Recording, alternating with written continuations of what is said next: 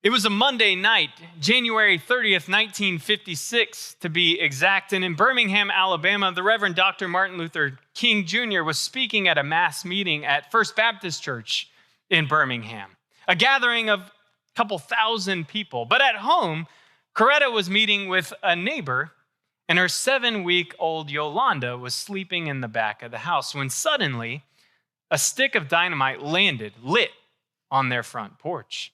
Now, Coretta and her neighbor friend heard the landing, the thud, at just the right time and ran to the back of the house before the dynamite exploded.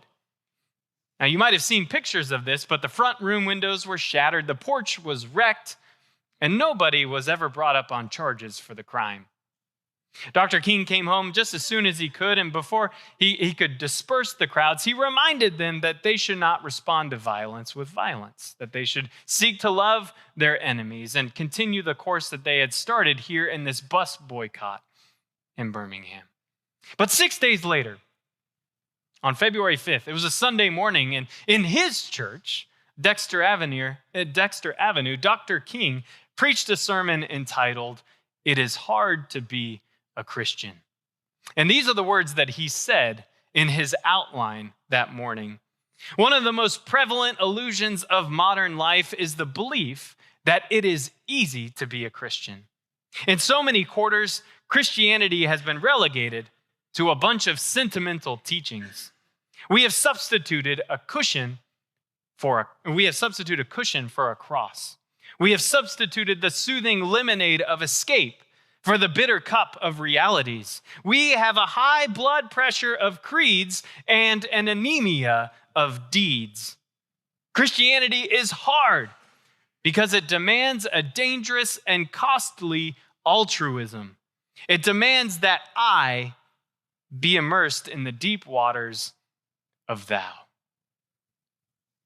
Our prophets this morning, Jonah and Simon, son of Jonah, known as Peter, find themselves immersed in the deep waters of thou this morning. We literally read at the very beginning of Jonah's story, and the Lord prepared a great fish to swallow up Jonah and to take him into the heart of the sea.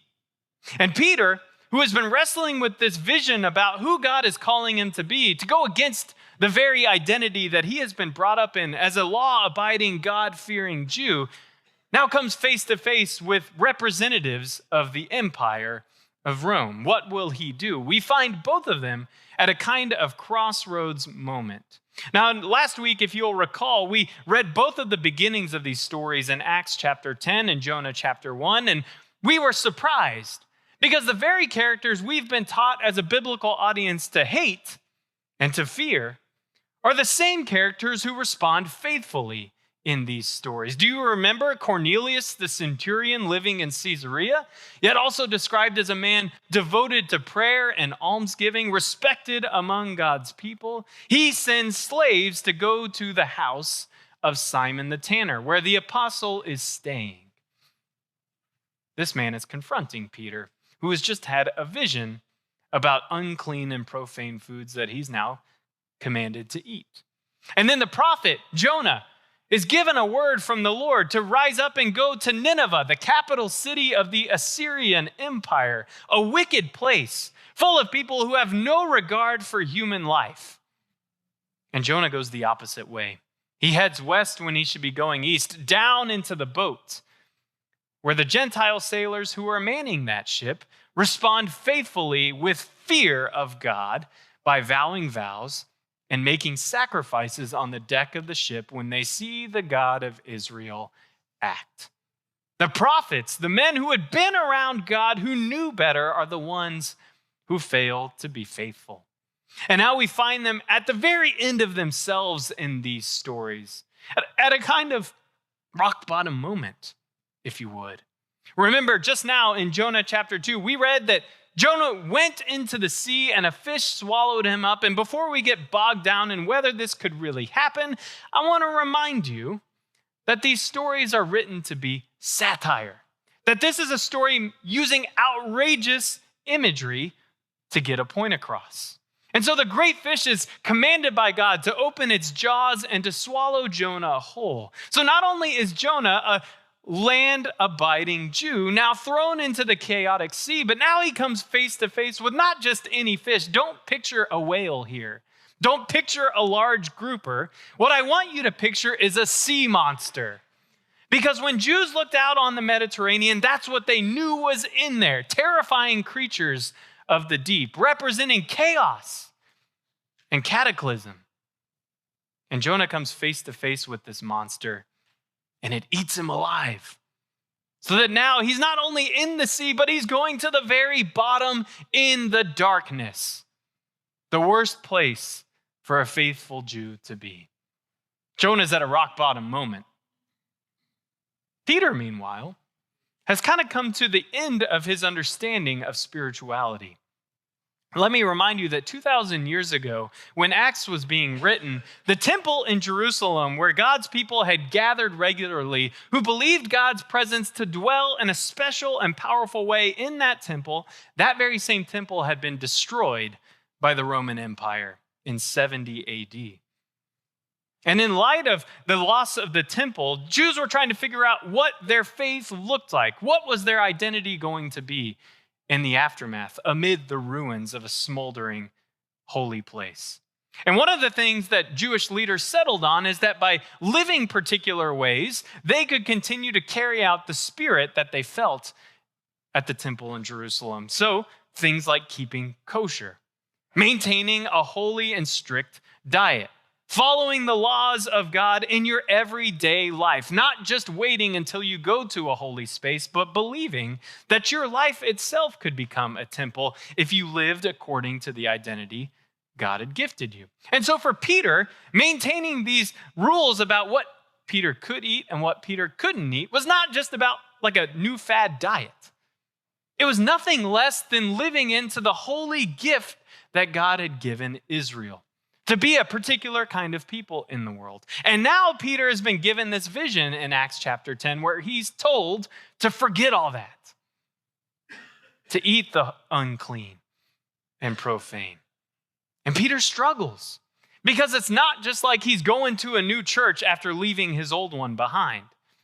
He's having to live in a new way, to let go of his identity that he had been since before he had been born. He's at a crossroads moment, a kind of rock bottom, where he's trying to figure out what life looks like now. I tell the stories in these ways because I think they're written to relate to all of us who come to these crossroads kind of moments, all of us who have at one point in our lives felt like we hit rock bottom. For you, it might be an existential kind of moment like Jonah, where you feel like you're in the darkest deep, where you can't see a way forward. Maybe it's an unexpected diagnosis. Maybe it's the loss of a relationship. Maybe it's the death of someone you love. Maybe it's fear of your own death crouching at your door. Whatever it is, all of us will go through these moments if we haven't already, where we hit a kind of rock bottom. And then for others of us, we might relate more to Peter's story, where the spirituality, the faith, the upbringing that we've been given no longer fits us, no longer works for the life we now have. Maybe we started asking questions that weren't welcomed by people we went to worship with. Maybe we saw things in the world that didn't line up with what we were taught about God, about Christianity, or about Scripture. And so we find ourselves in a place of darkness, trying to feel our way forward because we've never journeyed down this path before. It's hard to be a Christian, Reverend Dr. King told his congregation on that February in 1956. And he's not wrong. For even 70 years later, as we look out upon the world and we see violence and death raging all around us, we realize that it's really hard to be a people of resurrection and of life. Not only in our own individual experiences, but in our experience of the world. Which is why we don't try and go at it alone. You might be here today because you're at a kind of rock bottom moment, or you find yourself at a crossroads, but that's why you're here. Because you know you can't do it alone. Because the gift of God's people is that we are bigger than ourselves. We gather together regularly to hear this story of hope when every inclination is to disbelieve and to feel dismay. We gather together to sing these songs, to be reminded, hoping against hope, that this is true, that our current experience won't be permanent. It won't last forever. We gather together to hear other stories around us of people who came to similar rock bottom, crossroads type of moments and who now live on afterward, so that we might borrow some hope from them when our flames begin to dim. You might have noticed Jonah's words in the prayer sounded a little strange for his circumstances, right? He's still in the belly of the sea monster, still can't see. It's not like Pinocchio where he's got a desk and a candle and he's sitting in a ship. No, it's dark. And in that darkness, after 3 days and 3 nights, after enough time has passed, Jonah raises a psalm of thanksgiving, declaring that God has heard him and responded, even though he's still in the fish. If you studied this psalm closely, you'll notice that almost every single line of Jonah's is a reference to some other psalm that we can find in the Psalter, the book of Psalms, which is in a Bible. When Jonah is at a crossroads, rock bottom kind of moment, he leans on what has carried him here. The ancient prayers that have formed and shaped him, that have given structure and meaning to his life. He falls back on familiar words. So one of the gifts of gathering together when we are in rock bottom crossroads kind of moments is that we're given language that we may not know we need until that time comes. That we can sing about God's love coming after us and standing by us. That we can praise God for making us clean in the moments when we feel covered with filth. Because they give us a perspective. They let us see the bigger picture when we are overwhelmed by the moment. And we join in a chorus of voices that sing loud and proud when our voice quivers and fails. Jonah sings this psalm because it's what he knows to do. Because these words have shaped him and given him an identity. But these words not only are familiar to Jonah, they begin to actually affect him. They change his perspective. They allowed him to have hope when he couldn't see. They allow him to have faith when he feels disconnected and far apart from God. He can trust that God really is there even when all the evidence points to the contrary. When he's all alone and isolated, Jonah can believe he's not.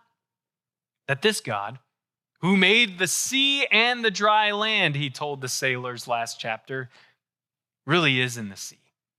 And if you pay attention to the story of Jonah, how it's written, you'll notice that the story is already signaling that this isn't the end for our beloved prophet.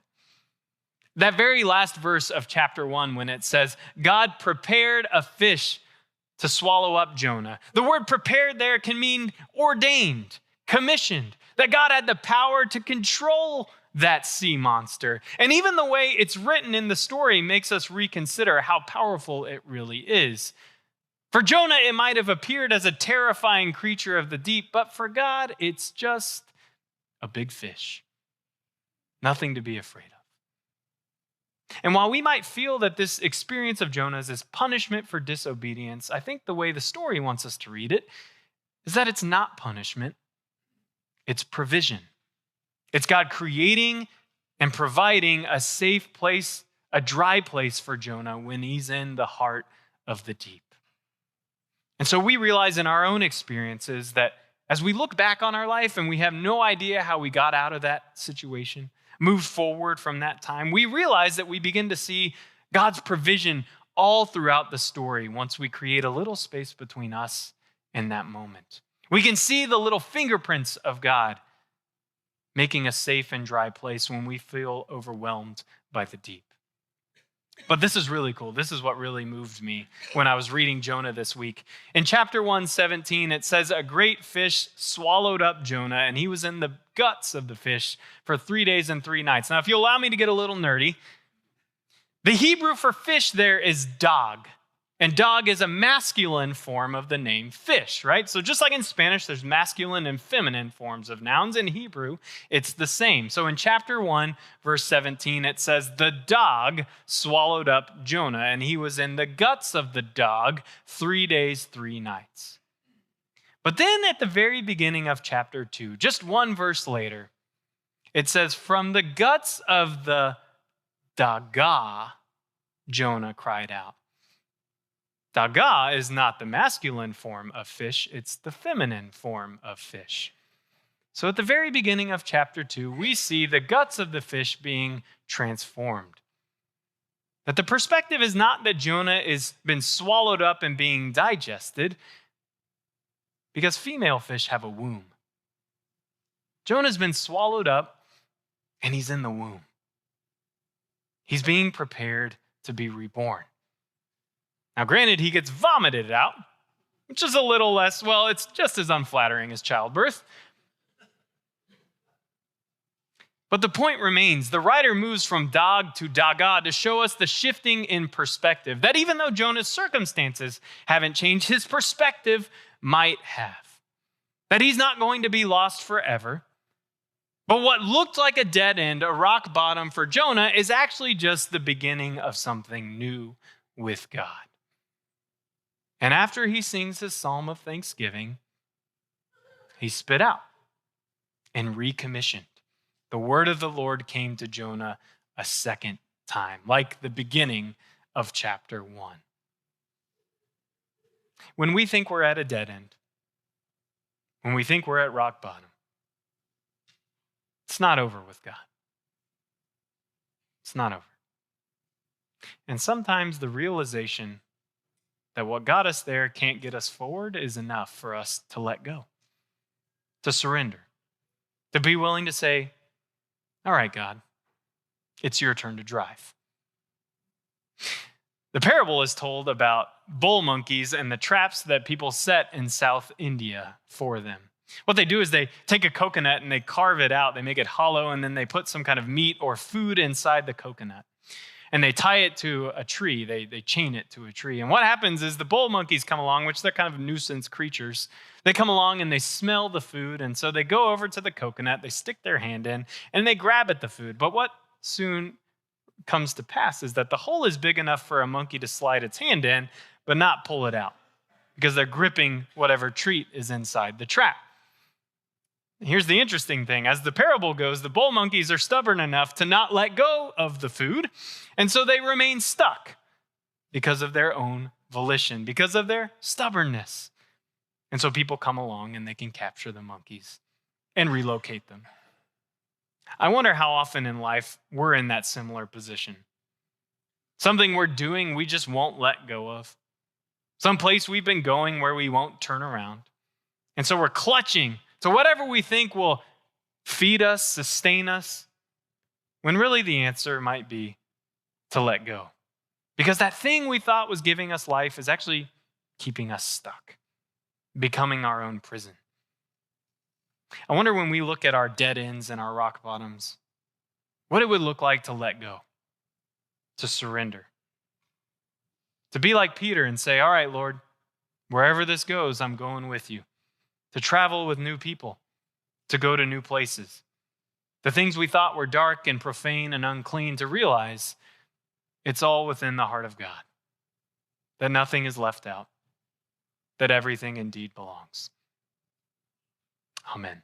Thank you for listening to this episode of Weekly Teaching. To watch the full live stream of this worship service, you can view all archived streams at the Alamo Heights UMC YouTube channel. If you have any questions, email us at podcasts@ahumc.org. That's podcasts@ahumc.org. You can also visit our website, ahumc.org, anytime. Any related links are also in this episode's show notes. Again, thank you so much for being a listener. We truly appreciate your time.